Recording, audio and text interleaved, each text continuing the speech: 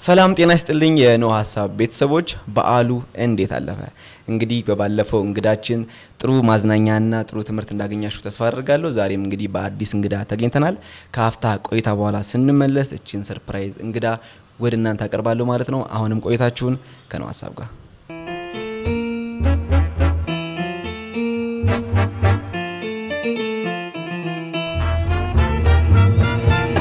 ተመልሰናል። እንግዲህ እንግዶቻችን ዛሬም እንግዲህ ያመጣናት እንግዳ አርቲስትና የቢዝነስ ባለሙያ ናት፣ ወይ ደግሞ ወደ ቢዝነስ የተሰማራች ወጣት ሴት ስሟን ታስተዋውቅልናለች።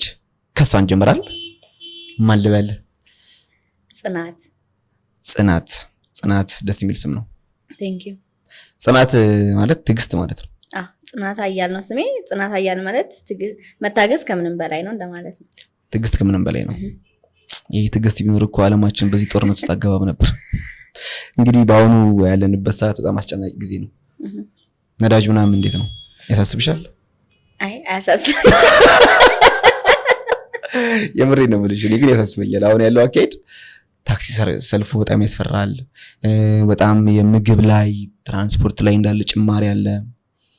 በቃ አሁን ያለው ነገር እንደውም ገና ዜና እየሰማሽ ከሆነ ገና ጫፉ ነው፣ እፍታው ነው እየደረሳችሁ ያለው። ከዚህም በላይ ውዱ ይመጣል፣ ውድነት ይመጣል። ኑሮ ውድነት ደግሞ እንግዲህ ከባድ ነው። አብዛኛው እኛ ነገር አፌክት የሚያደርገው በትራንስፖርቴሽን ዘርፍ ነው። የምግብ ትራንስፖርት አለ፣ መድኃኒቶች ኢምፖርት ይደረጋሉ። ብቻ ከኃይል ጋር የተገናኘ ነገር ስለሆነ ዓለማችንን በጣም እያስጨነቃት ነው። እንግዲህ ፈጣሪ ነገሩን አቅሎልን ወደ ድሮ ሰላማችን እንድንመለስ እንደ ኖህ ሐሳብ ምኞታችንን ጸሎታችንን እናደርሳለን። እንግዲህ ከእንግዳችን ጋር ቆይታ እናደርጋለን። እቺ እንግዳ እንግዲህ ጽናት ትባላለች። አርቲስት ናት። እንደዚሁም ቢዝነስ ላይ ተሰማራች ወጣት ለሴቶች አርአያ የምትሆናት እንደ ኖህ ሐሳብ እንግዲህ ወደፊት ሀገራችን ከምታስጠራ ድምጻዊ መድበናታል። እንዴት ነው ተቀበያለሽ? በሙዚቃ ባይሆንም በቢዝነሴ ያው ሙዚቃው ፓርት ታይም ነው። ሙዚቃ የምሰራው በትርፍ ጊዜ ነው። በጣም የምወደው ሙያ፣ በጣም ማከብረው ስራዬ ነው። ያው አንዳንድ ጊዜ ሰራበት ነበረ። አሁን ግን ወደ ራሴ ቢዝነሴ ሞባይል ስራ ላይ ነው። አሁን ወደሱ ተሰማርቼ እየሰራው ነው ያለሁት። እሱ አሁን ሴትል ስለሆነልኝ የሙዚቃ እንትኔን ትቼዋለሁ። ግን የጀመርኳቸው ሲንግሎች ምናምን አሉኝ። በራሴ ክለብን ሳይሆን እንዲህ ሲንግሎች፣ አልበሞች ምናምን የመስራት ፍላጎት አለኝ። እሱንም እየሰራው ነው ያለሁት። ከዛ ባሻገር ግን አሁን ፎከስ የማደርገው የስራ ላይ ነው፣ ሞባይል ሽያጭ ላይ ነው። እስቲ ወደሱ ዲቴል እንገባለን። ጽናት የተወለደች አሁን ላለችበት የቢዝነስ እና የአርት ዘርፍ እንዲገባች የሚለውን ከመነሻው። ጽናት ትውልዷ ኢሉ አባቦራ ነው። ኢሉ አባቦራ ማለት በቡኖ በደሌ ዞን የሚገኝ ትንሽዬ ጮራ የምትባል ከተማ ነች። ትልልቅ ሰዎች የወጡባት ሀገር ነው። በዘፋኝም በገጣሚዎችም በጣም ብዙ።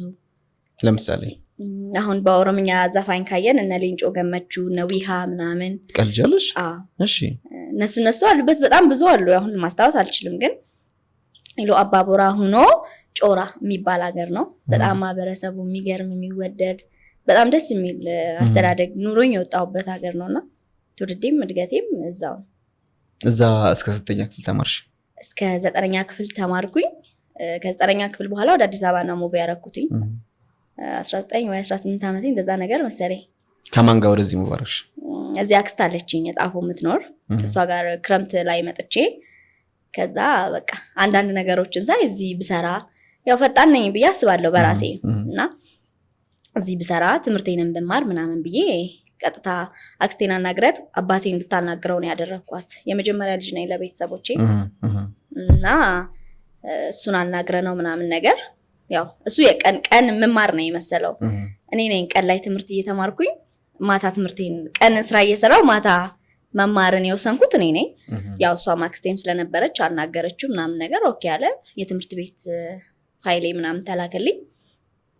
ቀን ላይ እየሰራውኝ ማታ መስራት ጀመርኩ፣ መማር ጀመርኩኝ። 9 10 11 12 እዚህ ነው የተማርኩት በራሴ። ቀን ስራ ሰራለሁ። እንደዚህ የሞባይል ተቀጥሬ ነበር የምሰራው ሄልዘር ህንፃ ላይ እና የመጀመሪያ ስራዬም እዛ ነው የጀመርኩት። እዛ እየሰራው 9ን እንዳልኩ ጨርሼ ነው የመጣሁት። 10 11 12ን ናይት እማር ነበረ። ከዛ ውጤቴም ጥሩ ነበረ። እንዳጋጣሚ ወራቤ ዩኒቨርሲቲ ነው የደረሰኝ። ሂጄ አየሁት ለአንድ ወር ምናምን። ነገር ግን አንዴ አይምሮዬ ስራ ላይ ፎከስ አድርጌ ገንዘብን ምናምን ማግኘት እየቻልኩኝ እና ቢዝነሱ ላይ ደግሞ በጣም እየገባሁበት ሰዎችንም እያወቅኩበት ስለነበረ ትምህርቱን መማሩን እንደራሴ አሳማኝ ሆኖ ስላልታየኝ ትምህርቴን አሁንም ወደ ናይት አደረኩት። አካውንቲንግ ጀምሬ ነበረ። አሁንም ከስራዬ ጋር ፊት አላረገም። ያው ወደፊትም መማር እችላለሁ ልጅ ነኝ ብዬ ስለማስብ ብዙ እንትን አላልኩትም። ያው በቃ ኮምፕሊትሊ አይምሮዬ አሁን ስራ ላይ ነው ያለው። እሺ ብዙ ጊዜ ያው ይሄ ጥያቄ ለሴቶች አይመከርም፣ ግን ጽናት እድሜዋ ስንት ነው? የጽናት እድሜ ከ20 እስከ 24 ባለው ውስጥ ነው። ተመልካቾች ለምሳሌ ምናልባት ሌላ ኢንተርቪው ላይ ብቀርብ ከዋሻው ልያዝ ስለምችል ከ20 እስከ 24። ስለዚህ ማክሲመሙን እንኳን ብንወስደው 24 ዓመት እንኳን ብንወስደው አብዛኛው ሰው ገና ትምህርት ጨርሶ ስራ የሚፈልግበት ሰዓት ላይ ነው ያለው። አንቺ ደግሞ 12ኛ ክፍል ገብተሽ ነው ወደ ስራ የገባሽው። ስራ ስትገቢ እንዴት ነው? ለሴት ልጅ ፈተና ነው ብዙ ጊዜ ስራ ገብቶ ስራ ውስጥ። በነገራችን ላይ የመጀመሪያ ጊዜ መገናኛ ደራርቱ ህንፃ ላይ ነው ትምህርት ቤቱ ያለውና ትምህርቴን ልመዘገብ ሲሄድ ሰራተኛ ፈልጋለሁ የሚል እንትን አይቼ ከዛ ሰራተኛ ትፈልጋላችሁ ብዬ ነው የጠየኳቸው። ይሄ ስራ አገናኞች ጋር ከዛ እዛ ጋር ሂጂና ጠይቂ ምናምን ነገር አሉኝና ሂጄ 6 ናቸው 7 ናቸው። ልክ ስጠይቃቸው ወይኔ ልጅ ነሽ ምናምን ነገር ደግሞ ስታምር ምናምን ነገር አሉኝና ብቻሽን መተሽ ነው አሉኝ። ዴኒ ኮይን ያል ልጅ አይደለም ምናምን ብዬ ከራሴ ጋር እንትን አልኩና ይመስለኛል ልጁን አናግራው በንጋታው ሰራተኛ እንፈልጋለን ብለዋል። ስለዚህ ሰፈሬ ግን ጣፎ ነው አልኳት። ከዛ አሁን እንደውም የኪዳነ ምሕረት ማህበርተኞቼ ናቸው፣ በጣም ወዳጆቼ ናቸው። ኦልሞስት 6 ዓመት ምናምን ይሆነናል። ከዛ በቃ ከነሱ ጋር እየሰራሁኝ ምናምን ከዛ ደግሞ እዛ ያለ ነው መኪና መሸጫ ደግሞ መስራት ጀመርኩኝ። እዛ ሁኜ ነው የሞባይል እንትን አክሰሱን ያገኘሁትና አሁንም እየሰራሁበት ያለው ስራ እሱ ነው። እና ራሴ ፈልጌ ሰራተኛ ትፈልጋላችሁ ወይ ብዬ ነው ይሄን ስራ ያገኘሽው? እዛ እየሰራሁኝ አክስቴ ጋር 2 ዓመት ኖርኩኝ። ከዛ በኋላ ወጥቼ ነው በራሴ ተከራይቼ ምናምን። ቆይ ግን ለመጀመሪያ ስራ ስትቀጠሪ ቤተሰብሽ ትምህርትሽን ጥለሽ መማር አያውቁም ነበር? ደብቀሽ አክስትሽ አላቀጠረች? አክስቴ አልነገረቻቸውም። አባቴ ግን እንዳልኩ ሲያመጣኝ የቀን እንደምማር ጭራሽ ስራ እንደምሰራም አያውቅም። ስራ እንደምሰራ አያውቅም። በቃ እሷ ፕሮሚስ ገብታለት ምንም ችግር የለውም ተብሎ እኔ እሷንም ምን ያሳምኛት ነው ማለት በቃ እንዳልኩት ነው። እኔ በጣም ፈጣን ነኝ በራሴ። እዛምኛ ሀገርም እያለውኝ እንደዛ ነው። ደግሞ በትምህርቴ በጣም ጎበዝ ነኝ። ከ1 እስከ 3 ነው የምወጣው። በጣም ረባሽ ተማሪ ነበርኩኝ። ግን በቃ ይሄ ነገሮችን ሳይ ምናምን ለምን አላረግም ባረግስ እኔ ምን ያንሳኛል ምናምን እላለውኝ። ማይክሮፎን ይዤ አንደኛ መዘምራን ነበርኩ ትምህርት ቤት እና በቃ ያ ነገር ውስጤ ስለነበር ምንም እንትን አላልኩኝም። በዛ አንጻር ነው እንጂ 12ኛ ልክ እንደጨረስኩኝ ወራቤ ዩኒቨርሲቲ ሲደርሰኝ ነው አባቴ እንደምሰራም የነገርኩት። ብዙ ጊዜ የአዲስ አበባ ልጆች ቢዝነስ ላይ የመግባት ትንሽ ይከብዳቸዋል፣ በተለይ ሴቶች። ግን የክፍለ ሀገር ሴቶች ሆነው በቀላሉ እንግዲህ እዚህ ሀገሩን አያውቁትም ብዬ ነው የማስበው። ማንም ሰው ለሆነ ሀገር አዲስ ነው፣ አዲስ እንግዳ ነው። እኔም ለምሳሌ እናንተ ሀገር መጣ እንግዳ ነኝ። ከነገና ደግሞ ሴትነቱ ደግሞ ራሱን የቻለ ቻሌንጅ ነው። ከዛ የማታውቂው ሀገር ላይ የማታውቂው የማህበረሰብ ዲሞግራፊ ቼንጅ ስታደርጊ አስተሳሰብ ይለወጣል። ለምሳሌ ክፍለ ሀገር ያደጉ ሴቶች በንግግር ለምሳሌ ሰው ሊያምኑ ይችላሉ፣ ስራውን ፈልገው ስለሚመጡ ለመለወጥ ፈልገው ስለሚመጡ እና እንደዚህ አይነት ቻሌንጂንጎች አልገጠሙሽም? አረ በጣም ብዙ የክፍለ ሀገር ልጆች በዚህ በጣም ደፋር ነን ማለት ይሄ እንዴት ነው ቀድሞ መገኘት በሚል ነገር አምናለሁ። በጣም ደፋር ነን። እኔ በጣም ብዙ አሉ የክፍለ ሀገር ልጆች ማቃቸው ከኛም እንትን የመጣንና ያስተዳደጋችን እንትን ይመስለኛል ማለት ይሄን ያህል የኑሮ እንትንን እንኳን ኢቭን የምታውቀው እዚህ ሀገር ስትመጣ ነው። እዛ በጣም ሁሉም ነገር ቀላል ነው። ይሄ ትንሽም አካባቢ ስለሆነ ይሄን ያህል ቢግ ዲል የሆነ እንትን አስተዳደግ የለውም። አስተዳደግ ስለ በሌላ ወይ ሳይሆን እነዚህ የድፍረት እንትኑ የሚመጣው ካለህበት ማህበረሰብ እንትን ነውና እዚህ ስንመጣ ኦሬዲ ከዛ ስንወጣ ያንን ድፍረት ይዘን የምንመጣው እዚህ ለመስራት ስለሆነ ብዬ አስባለሁ። እሺ ጽናት ቻሌንጆቹ እንዴት አለፈቻቸው? እስቲ ብዙ ቻሌንጆች አሉ ብዬ ተስፋ አደርጋለሁ። ማንኛውም ሰው ስራ ላይ ሲሆን ቻሌንጅ ያልፋል። ለሴት ከበድ ይላል። እንዴት አለፍሻቸው እስቲ አንቺ?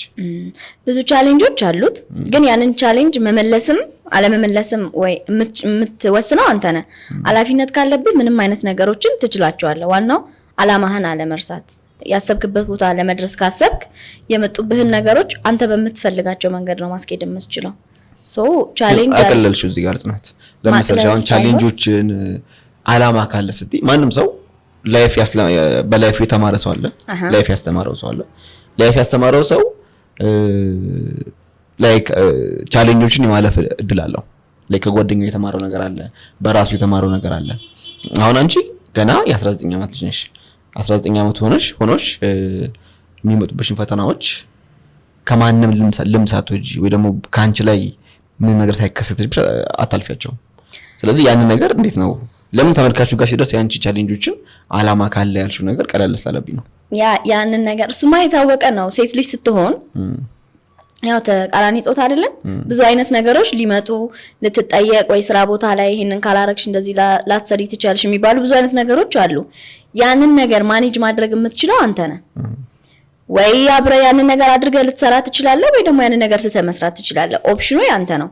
እኔ በራሴ ያንን ነገር አድርጌ ከምሰራ ወጣትነትን ልጅነትን ተጠቅመ እጅ እግር እስካለ ድረስ የሰራውበትን አይደል የሚከፈለኝ፣ ሌላም ቦታ መስራት እችላለሁ ብዬ ስለማስብ ነው እንጂ ሁሉም ሰው እንደ አመጣጡ ቻሌንጁ ይለያያል። ቻሌንጅ አለው ኦፍ ኮርስ በጣም አለው፣ ግን ያንን ነገር ማስተካከልም አለማስተካከልም የምትችለው አንተ ነህ ብዬ አስባለሁ። እና ደግሞ እኔ በጣም ከሰዎች ጋር ቶሎ ምግባባና ነገሮችን በራሴ መንገድ ማስኬድ እችላለሁና በጣም ብዙ ወንድ ጓደኞች ነው ኢቭን ያለኝ ያኔ በዛ ሰዓት የቀየርኳቸው። በሌላ መንገድ መጥቶ አንተ ነህ ወደ ፈለከው መንገድ መውሰድ የምትችለው አንተ ነህ። ለዛ ነው እንደዛ ያልኩክ። እሺ ለስንት ጊዜ ተቀጠርሽ በሞባይል ንግድ? 2 ዓመት ከ8 ወር ሰርቻለሁ ሞባይል ቤት። የመጀመሪያ ስራ ቦታዬ ደግሞ 1 ዓመት ሰርቻለሁ። ያው መጀመሪያ ስራ የፈለኩበት ዛዳራርቱ ህንጻ ላይ 3 ዓመት ከ8 ወር በቅጥር ህይወት አሳልፌዋለሁ። ኦኬ። ከዛ ላስት አሁን ያለውበት በዚህ አጋጣሚ ሞባይል ቤት ያለው ባቲ ኮምፕሌክስ ህንጻ ላይ ነውና ፕሮሞሽን እየሰራች ነው ባይዘው ወይ ኢትስ ፕሮሞሽን። ከታች ባለው ስልክ ደውላችሁ የጽናት ስሙ ምንድነው የሞባይል ቤትሽ? ፂፎን ብላችሁ ኮንታክት ብታረጓት ኦሪጂናል አይፎኖች እንደዚሁም ስልኮች ሳምሰንግ የተለያዩ የሞባይል አክሰሰሪዎች በተመጣጣኝ ዋጋ።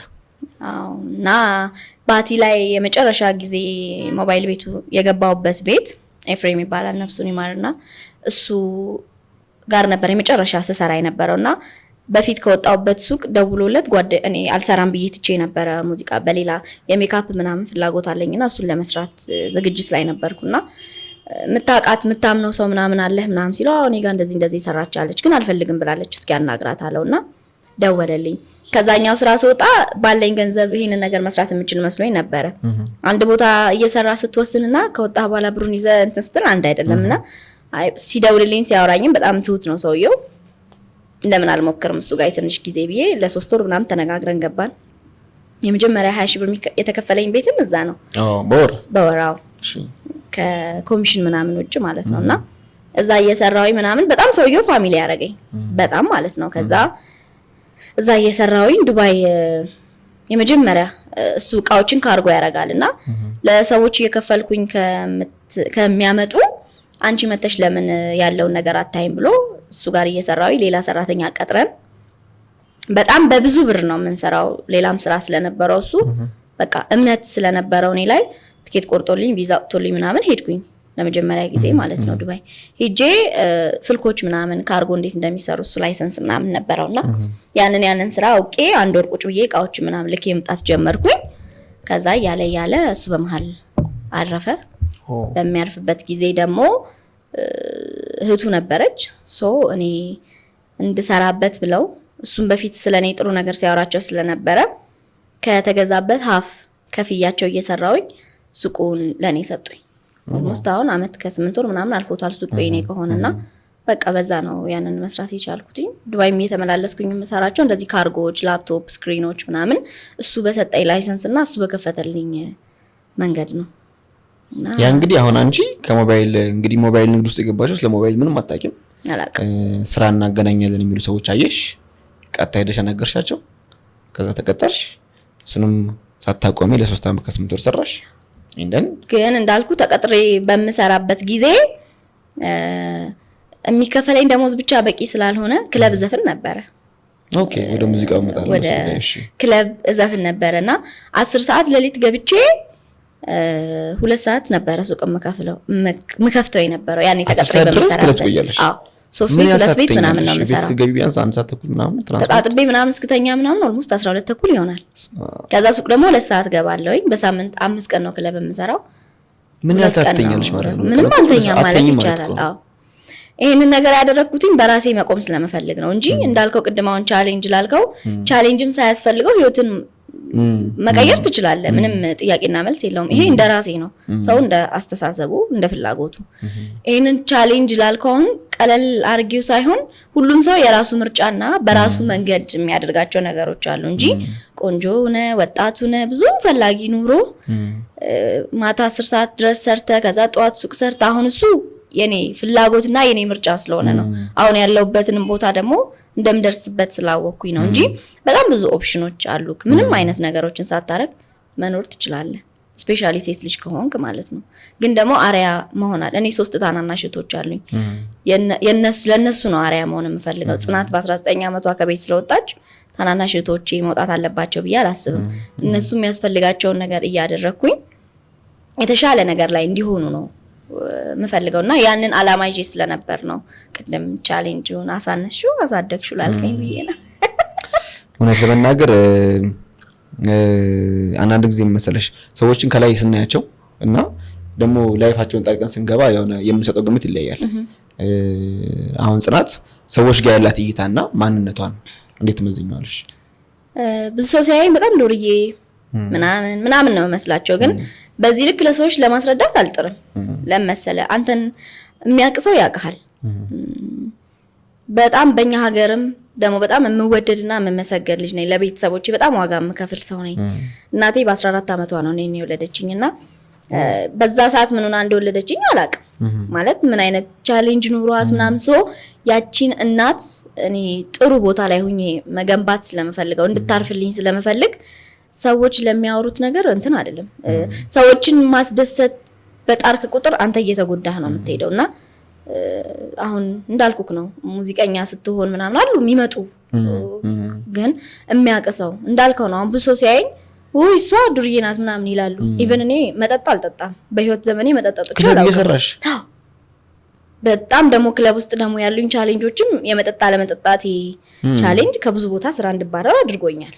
ምን ያገናኘዋል? አንድ አርቲስት ማለት እንደዚህ ከስተመሮችን እኔ ሃንድል ማድረግ አልችልም።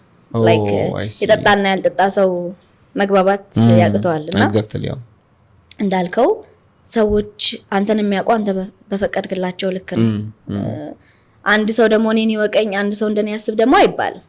እኔ የሚያስደስተኝን ነገር እያደረኩ ፈጣሪን ያመሰገንኩ በዙሪያ ያሉት ሰዎች ስለኔ ያውቀው ደግሞ ጥሩ ነገር ስላላቸው ሌላ ሰው ስለ ጽናት ጥሩ ነገር እንዲያስብም ምንም አልጨነቅም። እንዳልኩክ ነው ሰዎችን እናስደስት ባለን ቁጥር እኛ ራሳችንን ነው ሉዝ ያደረግን የምንሄደውና የሰው አስተሳሰብ ሁለቱም ይለያያል። አርቲስት ሆኖ በ19 ዓመት ከቤት ወጣሽ፣ ብቻሽን ደግሞ ተከራይተሽ ወጣሽ። በስንት ዓመትሽ? በቃ ከነሱ ጋር 19 በ21 ዓመቴ ነው የወጣው። በ21 ዓመትሽ ብቻሽን ወጣሽ ማለት እኮ ላይክ ማንም ሰው በጊዜ ገባሽ ወጣሽ ብሎ የሚጠይቅ ሰው የለም። ኮንትሮሊንግ የለም ማለት ነው። ስለዚህ ራስሽን በራስሽ የምትቆጣጠሪ አንቺ ብቻ ነሽ። ኮንትሮሊንግ እንዲኖርህ የሚያደርግ ያንተ ህይወት አመጣጥ ነው። ባይ ዘ ዌይ እንዳልኩክ ነው እቺን ጽናት የገነባዋት ያኔ ራሴን ስለቆጠብኩኝ ነው። እንዳልኩክ ነው ሰዎች ለብሰን ስንወጣ ብዙ ልብስ ብዙ የሰዎችን አንዳንዴ እኮ ማልቀስ ሁሉ ደግሞ ውስጥ ማልቀስ ይጀምራል። እኔ በጣም አልቃሻ ነኝ። ያው ጓደኞቼ የሚያውቃሉ። በጣም ሴንሲቲቭ ነኝ። እንደዚህ ነገሮችን አውጥቼ የምናገርም አይነት ሰው አይደለሁም። ያቺን ጽናት የገነባዋትኝ ራሴን መቆጠብ ስለቻልኩኝ ነው። ያንን ደግሞ እንድቆጠብ ያደረገኝ የሶስት ታናናሽ እህቶቼና በ14 ዓመት የወለደችኝ እናቴ። አባቴም በጣም ወጣት ነው፣ 45 ዓመቱ ነው። በቃ እኔ ምንም አይነት ነገሮችን ሳስብ ወይም ስመርጥ ወይም ሳደርግ ሁሌም አይምሮዬ ላይ የሚመጡት እነሱ ናቸው። እና ያ ነገር ነው እንጂ በጣም ከባድ ነው። ይሄ ሳይደክመኝ ወይ ብዙ ነገሮች ይሉሳ አላረግ ምናምን አንዳንዴ እየሄድኩላ የሚደክመኝ ጊዜያቶች አሉ፣ ማሰብ ማልችልባቸው ጊዜያቶች አሉ። ግን ነው የምር ልታስለቅሰኝ ነው። አይዞን አልቃሻኝ ብለሻል መጀመሪያ። እንደዚህ የቤተሰብን እና የእህቶችን አንደኛ ለቤተሰቦችሽም ኩራት መሆን ትፈልጊያለሽ፣ ለእህቶችሽም አርአያ መሆን ትፈልጊያለሽ። ይሄ ደግሞ ከምንም በላይ ትልቅ ጥንካሬ ይሰጣል። ከነገና ደግሞ ይሄ ጥንካሬሽ አሁን ያለሽበት የህይወት መስመርና ያሳለፍሻቸው የስራ ህይወቶች ራሱን ችሎ አሁን ያለሽን ጥንካሬ ለመስጠት እድል አይሰጡ በእኔ እምነት። ለምን አንድ ክለብ ውስጥ የምትሰራ ሴት እስከ 10 ሰዓት ሰርታ ማይንድ ዋስ ይመጣባት ከመቼው ገብታ ልብሷን ቀይራ ጠዋት 2 ሰዓት መገባበት ሰዓት ነው። ያ ደግሞ ኃላፊነት የሰጠሽ አንድ ግለሰብ አለ። ኢቭን የራስሽ አይደለም በዛን ጊዜ ሱቅ ገና አልተረከብሽም። ስለዚህ 2 ሰዓት መግባት አለብሽ። ያ ነው አይምሮሽ ውስጥ ያለው። ከእንደገና የሁሉ ቻሌንጅ ውስጥ ስትሆኚ በቀላሉ ህይወትሽ እንዲያስተካክልሽ ፍላጎት ያለው ወንድ ሊመጣ ይችላል። በተለይ ክለብ ውስጥ እየጠጣ ያለ ሰው ምንም ነገር ለማድረግ ይፈልጋል። በተለይ ቆንጆ ሴት ሲያገኙ እንዲያርግልሽ ደሞዝ ገብተሽ በዚህ ክፍያ ሊከፈልሽ ነው፣ ደሞዝሽን ያጣጥለዋል፣ የምታገኙ ነገር ያጣጥልብሻል፣ እኔ ከዚህ በላይ ያደርግልሻለሁ ይልሻልና ሰው ያንን ዊክነስ አላገኘውም አንቺ ውስጥ ገባሽ? ያንን ቻሌንጅ አለፍሽ ማለት ነውና ይሄ ማንም ሰው ጋር አይገኝም። አሁን እኔ አውራ ብጠይቅ አንድ ሰው እንደዚህ አይነት ነገሮችን ኖርማሊ በፊክሽን መጽሐፍ ውስጥ የምታገኙ ነገር ነው። መጠጥ አለመጠጣት በሁለት ነገር ነው የማቆመጥ የማይጠጣው። አንድ ሜቢ በህክምና ስልሽ በቃ ዶክተር ትሞቻለሽ ከጠጣሽ ካለሽ፣ አሊያም ደግሞ በሃይማኖት አንቺ ባለሽበት ኤሪያ ላይ ነው የምልሽ። ማለት ኖርማል ህይወት እየኖረ ሰው አይጠጣም። የትኛውም ሃይማኖት መጠጥ አይፈቀድምና አይጠጣም ሰው። ግን የስራ ሁኔታ ያስገድደዋል። የጓደኛው ደግሞ ፒር ፕሬሸር፣ የጓደኛ ጫና፣ የስራ ጫናዎች አሉና እነዛ አልፈሽ ነው እዚህ የመጣሽው። የሚገርም እንደዚህ በመጠጥ ደረጃ አሁን አሉ ጓደኞቼ ጋር ምናምን ልንዝናና ስንወጣ እሷ አትጠጣም አታስገድዷት ነው የሚሉትና ይሄ ለኔ ብለሽ ምናምን የሚባሉ ነገሮች እኮ ይመጣሉ። ግን መጠጥን የሚያህል ነገር ለኔ ብለሽ ተብሎ ይጠጣል ብዬ አላስብም እኔ። እና ደግሞ ካሁን በኋላ የሆነ መጠጣበት ጊዜ ነበረ። ያ ጊዜ ኦልሞስት 2 አመት 3 አመት ያልፈዋል። ከዚህ በኋላ መጠጣለሁ ብዬ መጠጣትም አልፈልግም። ግን አለኝ ማልጠጣበት ሪዝን አለኝ ራሱን የቻለ አሳማኝ። በቃ ለኔ እሱ ነው እንጂ ምናልባት ያ ነገር ባይፈጠር ጠጣ ነበረ። ሶ ይሄ ለሰዎች ተብሎ የምትተው ለሰዎች ተብሎ የምታረገውም ነገር አይደለም መጠጥ በመሰረቱ። እና አያምኑህም ሁላ እሷ ጠጥታ ወጥቶላት ነው ምናምን ወይ ቤት ጠጥታ መታ ነው ምናምን የሚልህ ሰውም አለ። አንተና እንግዲህ ስለራስ የምታውቀውና ያ ሰው ደግሞ ምን ብለን እኮ አልጠጣም ማርያምን ማለት አይጠበቅብህም። ብጠጣም ላንተ ነው ጥቅሙ ይመስለኛል፣ ጉዳቱም ላንተ ነው። ስለዚህ እንደዛ ከእንትኑ ጋር ለመገናኘት መሰለኝ አሁን አብዛኛው የሆነ ቫይብ አለ። የሆነ ጓደኛማችሁ ሰብሰብ ሲሉ እኔ ሳልጠጣ ራሱ እንዲሁ የሰከርኩ ነኝ። አይ ነው እኔ እንዲያውም ከቀረጻ በፊት እኮ ስናወራ በጣም ተጫዋች ሳቂታ ነሽ ምናምን ስታፍና አንቺ እንደውም እዚህ ላይ ብትጠጪ ቤቱ ነው የምትነጁ ነው የሚሉኝላ አይደል ጓደኞቼ። አሁን ጓደኞቼ ቡና ጠጣ ይሉኛልና አልጠጣም እላቸዋለሁ። ነቃ ያረጋል እኮ ሲሉኝ እኔ መች ፈዘዝኩላችሁ። ያንቺን የመጠጥ ሜንታሊቲ እንደዛ ይመስለኛል። ኖርማሊ በቃ ደግሞ ሁሌ እኮ ማታረገው ነገር ሲሆን ብዙም አያስፈልግ። እኔ እንጃ እንደ ልምድህ ነው። አሁን ምንም እኔ አያጓጓኝም። ድሮ ጠጥታ ወጥቶላት ነው የሚልም አለ። አክቹአሊ እኔ ደግፌዋለሁ አለመጣትሽን ማለት ግን ያው ብዙ ሰዎች አልመቻቸውም። ብዙ ወንዶች አልመቻቸው። እውነት ለመናገር እኮ ግልጽ ነው ከተባለ እኔ ለምሳሌ እየጠጣው ለምሳሌ ጓደኞቼ ጋር እየጠጣው መዝናና ከሆነ እና ጓደኞቼ ውስጥ ከኛ መሀል ተያዝ ሴት መሆኑ አንተ ወንድ ሆኖ ኖርማሊ ወንድ ሆኖ አልጠጣም ካለ እንኳን እንዴ አንተ በቃ አንድ ብርጭቆ ጠጣ፣ አንድ ነገር የሆነ ነገር ቅመስ፣ ምንም አያረግም እንዴ እኛ ይሆኑ ይጠጣ ምናምን እየተባለ ፑሽ ይደረጋል። አሁን አንቺ የሁሉ ጊዜ ይሄንን ቻሌንጅ አልፈሻል ማለት ነው። እንግዲህ እሺ ሞባይል ንግድ ጀመርሽ። በራሴ ስትሰሪና ተቀጥረሽ ስትሰሪ ያለው ስሜት እንዴት ነው? በራሴ ስትሰሪ ቻሌንጆች አሉ ብዬ ተስፋ አደርጋለሁ። ተቀጥረሽ ስትሰሪ ደሞዝተኛ ነሽ። ተቀጥሮ መስራት ይሻላል። እንዴት? ምክንያቱም አሁን ላይክ ወደ ኃላፊነት ነው የምትገባው። የራስ ሲሆን እያንዳንዱ ነገር የሚመለከተው አንተን ነው። ከሰራተኛ ደሞዝ ጀምሮ የቤት ኪራይ ጀምሮ ምናምን። ተቀጥረ ግን ስትሰራ ጀስት ትሰራለህ፣ ወረ ሲደርስ ብርህን ትወስዳለህ። ምንም ይሄን ያህል እንትን አይደለም። በአንተ ዙሪያ ግን ሲሆን ያው ብዙ ወጪ ነው የሚኖርብህ። አሁን ተቀጥረ ስትሰራ የምትኖርበት ቤት ብቻ ነው ኪራይ የሚኖርብህ። አሁን ግን የቤት የሰራተኛ የሱቅ ምናምን እያልክ ስትሄድ ወጪዎች በጣም ብዙ ናቸው።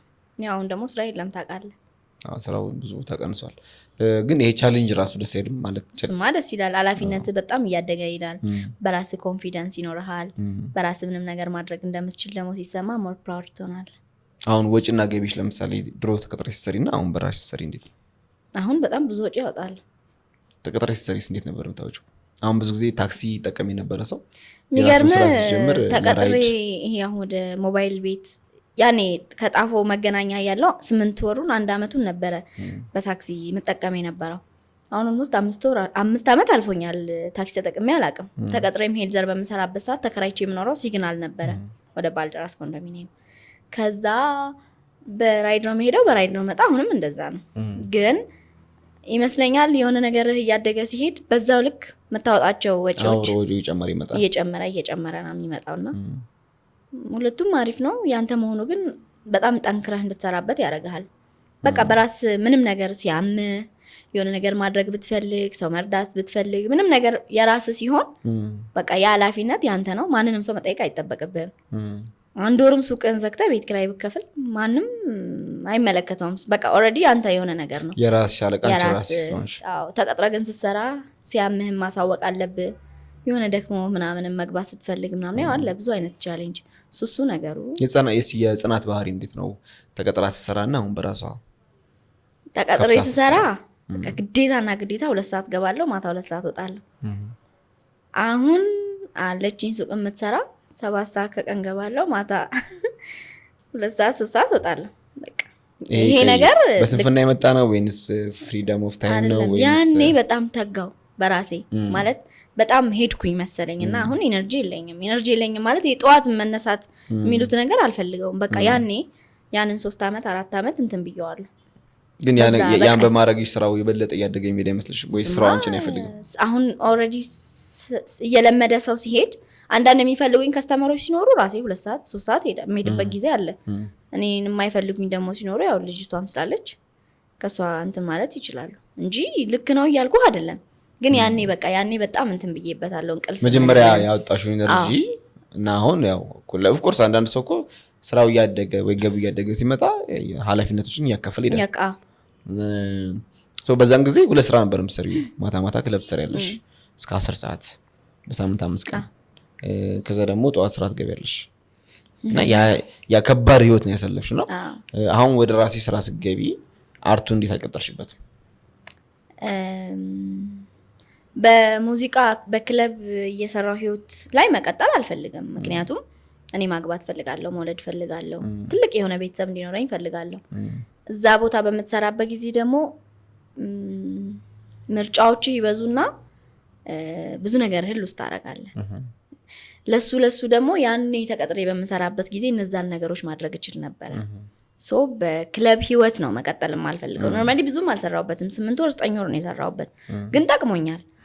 ከምኖርበት ቤት ወደ ኮንዶሚኒየም ሙቭ ያረኩትኝ እዛ በማገኘው ገንዘብ ነውና ሱሱ ነገሩ ጠቅሞኛል። ከዛ በዘለለ ግን አሁን አሉኝ እኮ ሲንግሎች ምናምን የጨረስኳቸው ኦዲዮዎች ምናምን ከ2 ወር በኋላ ምናምን መሰራቸው ቪዲዮዎች አሉ። በራሴ እንደዚህ መስራት ፈልጋለሁ ሲንግሎች ምናምን። አንዳንዴም ደግሞ አሁን ክለብ ስወጣ ምናምን ወሰወስና ጃም ያስደርጉኛል ያው ባንዶቹ ስለሚያውቁኝ እንጂ እንደዚህ ኮምፕሊትሊ ስራው ላይ መኖር አልፈልግም። ይሄ የራሴ አስተሳሰብ ነው። በዚህ አጋጣሚ በጣም የሚወደድ በጣም የሚከበር ሙያ ነው፣ ግን እኔ አልፈልገውም። የማልፈልግበት የራሴ ምክንያት ህይወት እኔ በራሴ የሚያሳጣኝ መስሎ ስለተሰማኝ በዙሪያ ብዙ ሰዎች ይመጡና አንዱን መምረጥ አቅቶ ህይወትን ባላንስ ማድረግ አትችልም። ግን ከእንትንም አንግላ አይተሻል። ለምሳሌ ክለብ ላይ ዘፈን ወይ ደግሞ የክለብ አርቲስትን ወንዶች ቀርቦ ለማውራት ኖርማሊ ክለብ ውስጥ ብዙ ጊዜ የማይሄዱ ሰዎች ቀርቦ ለማውራት ያላቸው ድፍረቱ አላቸው አፕሮች የማድረግ። አንዳንድ ሰው አሁን መድረክ ላይ ስትወጣ መቼም ሲሪየስ በልታ አዘፍንም በቃ እያገጠት እያልክ ምናምን ነው የምንዘፍነው እና እዛም ያቺን ከመድረክ ላይ ያለችዋ ሴት ከመድረክ በኋላ ስትወርድ ያቺ ሴት ትመስላቸዋለች ብዙ ሰዎች እና ይሄ እንዴት ነው እዛ ስለሳክ በቃ 4 ዘፈንም ልስፈን 5 ዘፈንም ልስፈን መድረክ ላይ ሌላ ጽናት ነኝ። በቃ ያቺ ጽናት እስከ ከፈለኝ ድረስ ያ ቤት እኔም ሪላክስ አድርጌበት ምሰራበት ነው። ልስቅ እችላለሁ ምናምን። መድረክ ላይ ስትሆን ብዙ አይነት የአይን ኮንታክቶች ምናምን ይኖረዋል። ያ ነገሮች ከመድረኩ ስትወርድ የለም እኔ ጋር የለም። ግን ሰው ይጠብቀዋል። ሰው ያንን ይጠብቀዋል። እንዳልኩክ ደግሞ ብዙ ሰዎች አልመቻቸውም። በዚህ አጋጣሚ እኔ ተመችቶኛል። መጠጥ አለመጠጣቴ ደግሞ እንዳልኩክ ብዙ ሰዎችን አልመቻቸውም። ግን ህይወቴ አልቆመም በዚህ አጋጣሚ አለው። ምንም እኔ ላይ ምንም የፈጠረው ሳይድ ኢፌክት የለም። እዛ ማታ ያለችው ህይወት ነች ላልመቻቸው የምችለው እንጂ ቀን ላይ ደግሞ በዚህ ባህሪ የሚፈልገው አይነት ሰው ደግሞ ልሆን እችላለሁ። እና ይሄ እዛ ቦታ ላይ ያለው ሰው ሲዘፍን ከመድረክ ሲወርድ ሌላ ሰው ነው ልላችሁ ፈልጋለሁ በዚህ አጋጣሚ። በእኔ ብቻ ሳይሆን ብዙ ሴት ዘፋኝ ጓደኞች ስላሉኝ አንድ አይነት እንትን ሊኖርህ አይችልም። በቃ ስትወርድ ያ ማለት እንትን ነው በቃ ከምን ጋር ገናኘው? ትክክል። አሁን የመጣሽልኝ ነገር ከማርኬቲንግ ጋርም ያየሁት ነበር። በማርኬቲንግ ያው ማርኬቲንግ ላይ ደንበኛ ንጉስ ነው ይባላልና በተለይ ሬስቶራንት ብትሄጂ አንድ የሬስቶራንት ማናጀር እጇን ወደኋላ ጣምራ ለከስተመር ስቃ ለምን ጎደለ ምን ሊጨመር እንዴት አገኛችሁት ያለች ትንከባከባለች። ያ መንከባከባ የስራዋ አንዱ አካል ነው እንጂ ሰዎቹ ኢንዳይሬክትሊ መውሰድ የለባቸውም ያንን አስተሳሰብ የሷን እንክብካቤ ማለት ነው። ስለዚህ አንድ ዘፋኝ መድረክ ላይ ወጣ ብትዘፍን ሁሉንም እየሳቀች ነው ኮስተር ብላ ልዘፍን አይችልም። ያው ያፈቅዳል። አሁን እንዲህ ሱቅ ቦታ አሁን ምናምን አንዳንድ ጊዜ ቆሜ ኬብል እኮ ነው ኬብል ሊገዛ ይመጣና ማለት ላይክ መቼም አትኮሳተርም 300 ብር 400 ስራዬ ነው። ጀስት በቃ ተሳስቀ ምናምን በቃ ቀጣይ ጊዜ ምናምን ደውላለሁ ምናምን ብሎ ስልክን ይወስዳል። አሁን ኖርማሊ ያስቀይሬዋለሁ የፕራይቬት ስልኬና የስራ ሲም ካርዴን ሌላ አድርጌዋለሁ። ምክንያቱም ለሊት 9 ሰዓት ሁሉ ደውሎ ቻርጀሩ አይሰራም የሚል ሰው አለ ማለት እውነቴን እኮ ነው። እና አንዳንድ ጊዜ የሆነ ላይ የራስ የሆነ ህይወት ኑሮክ ምናምን ማለት የፈለገ ነገር ቢሆን በቃ ደስ አይልም። እና አሁን እንትኑ ለይቼዋለሁ። ሰው እንደ ቅድም እኮ ስገዛ ስቀሽ ምናምን ኦፍ ኮርስ ያማ ስራ ቦታዬ ነው ለምን አልስቅም? ገንዘብ አይደል እንዴ ሜክ እያደረኩ ያለሁት። ስለዚህ 8 ሰዓት 7 ሰዓት ደውሎ አይሰራም ቀይሪልኝ የሚልህም አለ። ግሩኛል። ብዙ ጊዜ ግን እውነትሽን ነው እኛ ወንዶች ሳቅም ሳይድ ኢፌክት አለው መሰለኝ። አንዳንድ የወንዶች ማይንድ ላይ የሚቀመጡ እንትኖች አሉ። በቃ ያው በራሳቸው አስተሳሰብ ነው የምልህ። እና ብቻ ከባድ ነው። ወይ ሳትስቅም መሸጥ አችልም፣ ስቀህም ደግሞ ስትሸጥ መከራ ነው። እስቲ ጽናት መቼ ነው የምታገባው? አሁን ቅድም ብለሻል ክለብ ማስተሪበት አንዱ ምክንያት መግባት ቤተሰብ መስራት ፈልጋለሁ ብለሻል። ስለዚህ መቼ ነው የተሰጣ ልብስ ነው ማገባው? ያው እንግዲህ የመሰለ ቁንጅና ይዘሽ ከነገና ደግሞ ቢዝነስ ውስጥም እየኖርሽ የወሰንኩበት ቀን የለኝም። አይ ኤሪያው ለምሳሌ በዚህ 2 አመት በዚህ 3 አመት ነገም ሊሆን ይችላል አላውቀው። እግዚአብሔር ነው የሚያውቀው። ነገ ሮብ ነው። ነገ ሮብ ነው ሐሙስ ይሆንልኝ። ግን የተቀመጠ ቀን አለ ቀነ ገደብ አለ በዚህ ብለሽ? ቀነ ገደብ የለውም። ያው ትዳር እግዚአብሔር ስጦታ ነው። እኔ መጸለይ ነው ስራዬ መታተር የኔን የምለው ሰው እንዲሰጠኝ እንደኔ ሳይሆን። እሺ ያንቺ ምርጫ ምን አይነት ነው? እኔ ኖርማሊ በህይወቴ ባሌ ወይም ቦይፍሬንድ የምለው ሰው በኢኮኖሚም በምንም ነገር ከኔ የተሻለ መሆን አለበት። ምክንያቱም እኔ አሁን ባማርጥ መብቴ ነው። በቃ ይሄ ራሴ አስተሳሰብ ነው። ምክንያቱም እንዴት አድርጌ እንደደፋው እንዴት አድርጌ ህይወትን ቻሌንጅ አድርጌ እዚህ ቦታ እንደደረስኩኝ አውቃለሁ። እቺኛዋን ጽናት የገነባዋትኝ ወደፊት ላይ ህይወቴ ላይ የሚመጡትን ነገሮች ለመምረጥ ነው። ባልጥር ምናምን ችግር አልነበረውም። ማንንም ሰው እንትን ልል እችላለሁ። በቃ ከኔ የተሻለ ሰው እኔ አሁን እንዳልኩክ በራሴ ነው የምኖረው። በራሴ በወር ውስጥ በጣም ብዙ ነገሮችን እያደረኩኝ በጣም ብዙ ነገር ገንዘብም ይሁን እያወጣሁኝ ነው የምኖረው። ሶ በህይወት የሚመጣው ሰው ከኔ የተሻለ ህይወት እንዲያኖረኝ ነው የምፈልገው። ይሄ የራሴ አስተሳሰብ ነው አሁንም ምነግርና ይሄንን ነገር ደግሞ በኮንፊደንስ እንድመርጥና እንዳደርገው የሚያደርገኝ ያቺ ያኔ ጽናት 3 አመት 4 አመት ለፍታ አሁን ያለችበት ሁኔታ ላይ ደረሰችው እኚህ ነገሮች በህይወቷ ላይ መርጣ። ህይወት የምርጫ ጉዳይ ነው። ነገ አብራው ከምትሆነው ሰው ጋር ሰርቼ ምናምን ካልክ እሱም ያንተ ምርጫ ነው። እኔ ግን አልፈልግም በራሴ ኦሬዲ። ታዲያ ይሄ ምርጫውን አያጠብብሽም? አያጠብብኝም። ለምሳሌ በህይወት የሚመጡትን ሰዎች አሁን ለምሳሌ አንተ እኔን ከተዋወቅከኝ ስልክህን ሰጥተኸኝ ምናምን ትሄዳለህ። እደዋወላለሁ፣ አገኘሃለሁ። የማገኘህም ፈልጌ ነው፣ ካገኘው በኋላ መረቀህም ፈልጌ ነው። ስለዚህ የኔን ሰው ወይም እኔ የምፈልገው ሰው በህይወቴ ላይ ከመጣ ካገኘሁት ጊዜ በኋላ ነው ለራሴ ቆም ብዬ ሀሳብ ሰጥቼ ከራሴ ጋር ተነጋግሬ ያንን ነገር ከፈለኩ አደርጋለሁ ከፈለኩ አላደርግም። ከዛ በዘለለ ግን እኔ ይሄ ቦይፍሬንድ አግብቶ ምናምን መኖር ግዴታ ነው ብዬ አላስብም። እንደራሴ ነው እሺ ፌሚኒስት ምናምን የምትሉትን አይደለም ግን እንደራሴ የራስ ፍላጎት ይከበራል ግዴታ አይደለም የራስ ፍላጎት ይከበራል። ግን አብዛኛው ሴቶች ሜንታሊቲ ለምሳሌ ከ21 እስከ ከ19 እስከ 24 እስከ 25 ያሉት አስተሳሰባቸው ካንቺ ጋር ተቀራራቢ ነው። ኤል ደግሞ ነው የምመሰል አሁን ሰፖርት የምደረግ አይነት ሴት ብሆን በጣም ይሄ ወንድ የሚያስተዳድረኝ አይነት ሴት ብሆን እንዳልከው ማግባት ምናምኑ ሊያጓጓኝ ይችላል። እኔ ያንን ጊዜ አልፌዋለሁ ኦልሬዲ በራሴ ስለቆምኩኝ እንደፈለኩ ነው መመርጠው። እንደፈለኩ ህይወቴ ላይ መጣውን ሰው እንደፈለኩ መርጬ ከፈለኩት ሰው ጋር መሆን አብረው ኮንክ በኋላ ደግሞ ወደ ትዳርም ወደ ሪሌሽንሺፕ የምትገባው ያንተ እግዚአብሔር ተጨምሮበት ያንተ እኔ ስለፈለኩት ብቻ እኮ ያ ወንድ ከኔ ጋር ይሆናል ማለት አይደለም። እኔ ማለመቸው ብዙ አይነት ዊክነሶች ሊኖሩኝ ይችላሉ። ያኝን ነገሮች ደግሞ ራስነ ማስተካከል የምትችለው እና በአጠቃላይ እኔ በቃ አብሮኝ የሚሆን ሰው ወይም አሁንም ያለ ሰው ሊሆን ይችላል።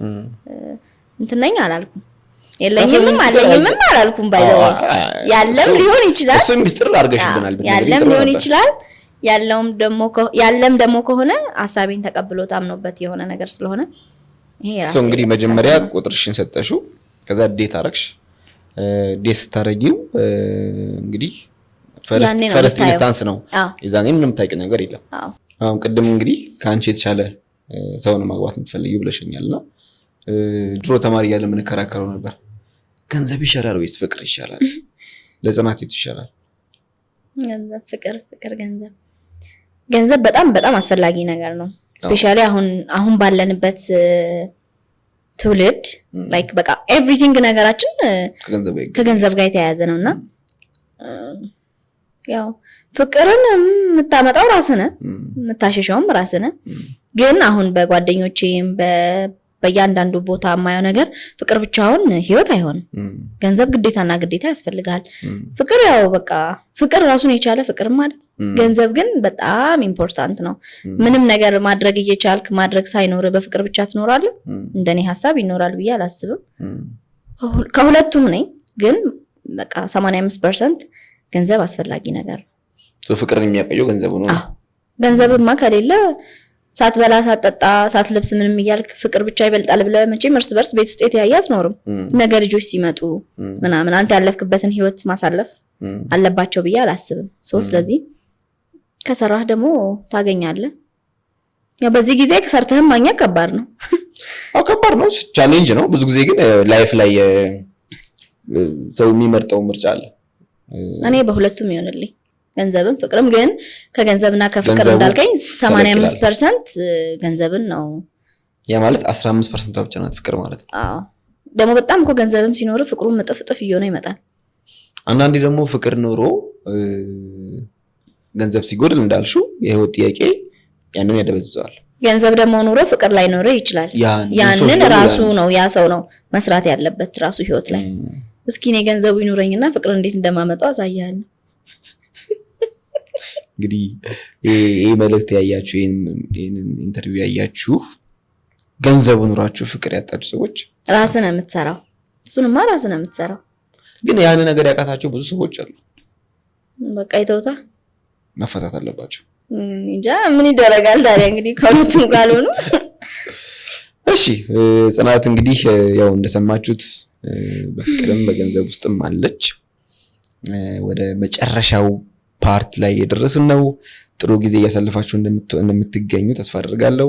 ከአፍታ ቆይታ በኋላ ስንመለስ የተለመደውን የኬሪዮኪ ቻሌንጅ ከጽናት ጋር። ጽናት አይከብዳትም ብዬ ተስፋ አደርጋለሁ። ድምጻዊ አይደለች አይደል? እውነት ነው። ከአፍታ ቆይታ በኋላ እንመለሳለን። አሁንም ቆይታችሁን ከኖህ ሐሳብ ጋር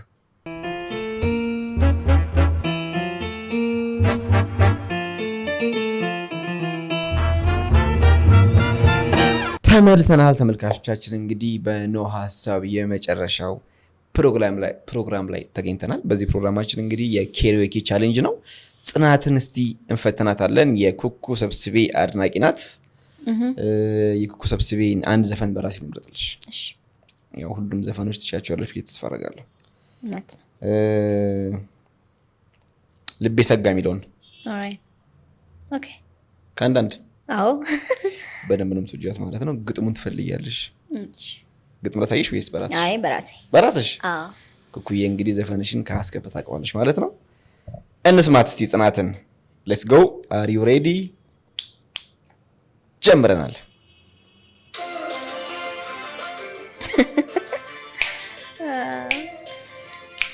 በጣም የምወደው ዘፈን ነው አክቹአሊ። እኔም በጣም ነው የምወደው።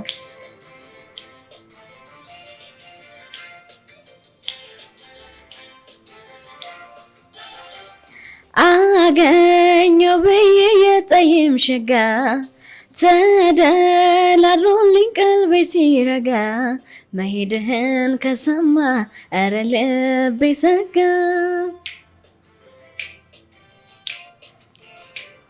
አገኘው ብዬ የጠይም ሸጋ ተደላድሎልኝ ቀልቤ ሲረጋ መሄድህን ከሰማ ኧረ ልቤ ሰጋ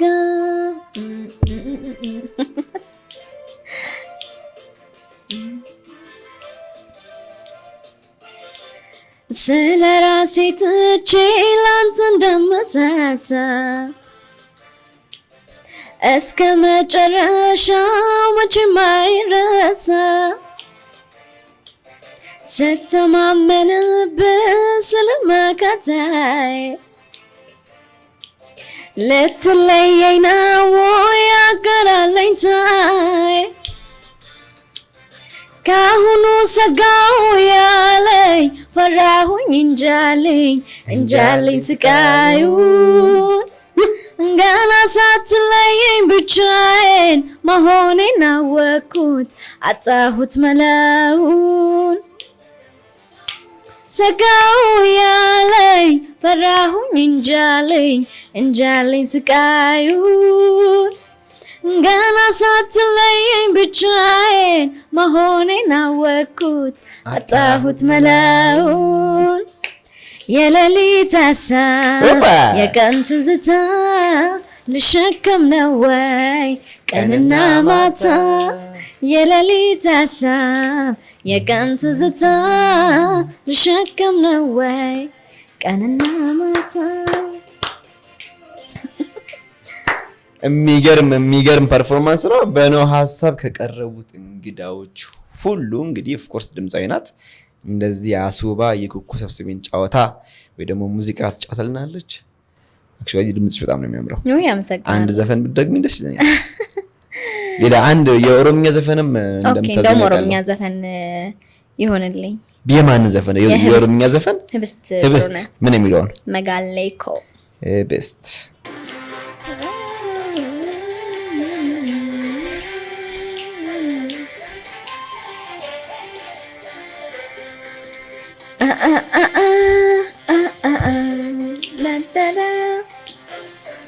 Magalee koyo mola garra ega maaltu si sodaachisa kootu si gammachisa Magalee koyo mola garra ega maaltu si sodaachisa kootu si gammachisa da da da da da da da Akkam si ta'u laata yaadoo keenarraa baase yaashi malako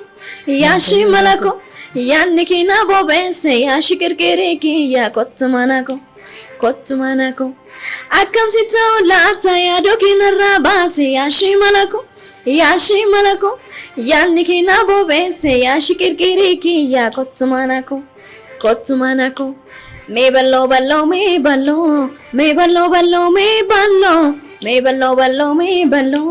kotiya magala kallo me ballo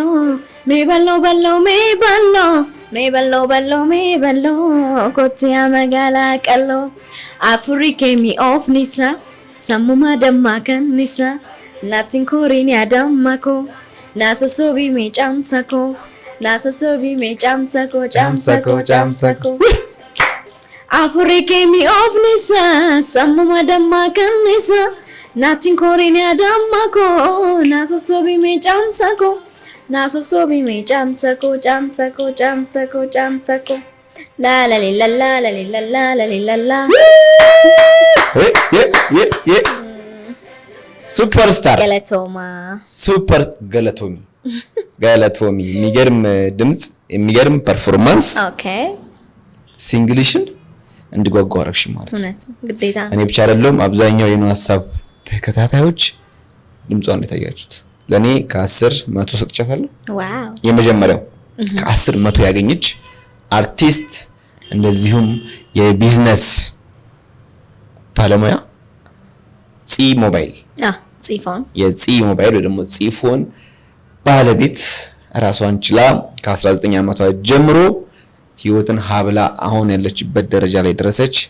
ጠንካራ ሴት በእጅና ክብረሽ በነው ሀሳብ ላይ ያለሽን ልምድ ስላካፈልሽ እንደዚሁም ይሄን የመሰለ ድምጽ የምሬን ነው በካራኦኬ እንደዚህ ዘና ብዬ አውሬ ሳልጨፍር እንደውም ይሄን ያዘኝ እንዳልጨፍር ያደረገኝ የምሬን ነው። የሚገርም ድምጽ ነው ያለሽና ከድሮ ከአዲሱ ዘፈንሽ መስማት እንችላለን። አይሽ ጉጉታችንን ጨምሮ ነው። በጣም ነው የምናመሰግነው ለነበርሽ ቆይታ ከልብ እናመሰግናለን። አልበምሽ ከወጣ በኋላ እንግዳው ነሽ እንደምትቀርቢ ተስፋ አደርጋለሁ። አንተም አክብረህ እንግዳችሁ ስላረጋችሁኝ በጣም አመሰግናለሁ።